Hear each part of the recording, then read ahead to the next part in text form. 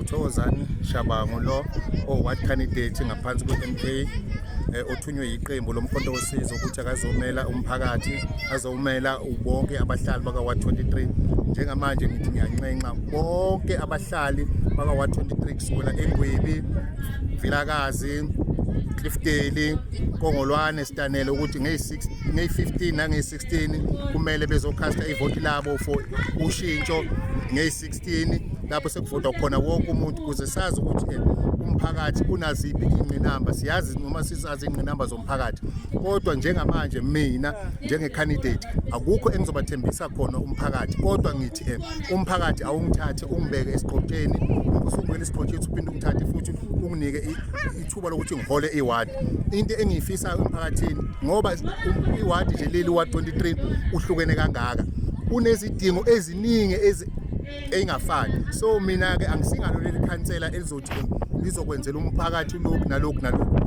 Umphakathi wona ofuneka ukhulume, kuwona wonke lamavidiyo ngoba ehlangene kanjena nje kufuneka ahlangane kube wona ashoyo, ngoba ngizothi mina ngizobalethela amanzi kanti uVilakazi awafuna amanzi, ngithi number 2 ngizobalethela umgwaqo kanti umgwaqo ukhona, into eseleyo nje ukuthi bewulungise umgwaqo umaintain lapho. So umphakathi iVD neVD eyakhele uWard 23 ekuzofuneka ukuthi ize kimina sizohlala phansi sesisonke sibonisana ukuthi ibona kuphi inqubo esizoyisa phambili sithuthukise umphakathi.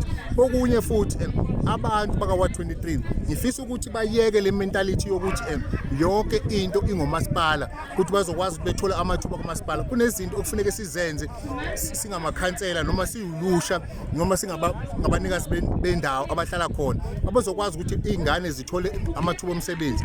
Usikhulume nezimayini ezikhona, sihlangane namakhosi nezinduna, sikwazi lezi zimayini ezikhona esinazo la ngaphakathi ku-Ward 23 noma isondele no-Ward 23 zikuthuthukise abantu ngamakhono ukuze kwazi ukuthi uma sekuvela amathuba ngaphakathi ezimayini kuthathwe bona laba bantu, ngoba wonke umuntu uzofika ethi mina ngizokuthembisa umsebenzi, ngizokufaka emsebenzini kanti umsebenzi awukho kwakhona amasipala, ngoba khona vele abanye asebangena kwamasipala. So njengamanje into edingakalayo ziningi izinto esingazenza thina umphakathi wase-Ward 23 singaxhaphazeki ukuthi sizonikwa umphakathi. Namanje uma umuntu mayezothi uzokunika ukudla namhlanje aphinde akunika ukudla kusasa, fika i-17 mase kufikile i-17 sengilithathile mina ukhetho ubuza ukuthi usazokunika lowo muntu ukudla, ngeke asakunika. Kufuneka umuntu akunike umsebenzi uzokwazi ukuthi inyanga nenyanga ukwazi ukuthi uthole imali, ukwazi ukuthi uwondle nomndeni wakho, ngoba lama-food parcel nazo zonke izinto ezikhishwayo azulekeleli umphakathi. Mningi imphakathi izinto ohlupheka ngazo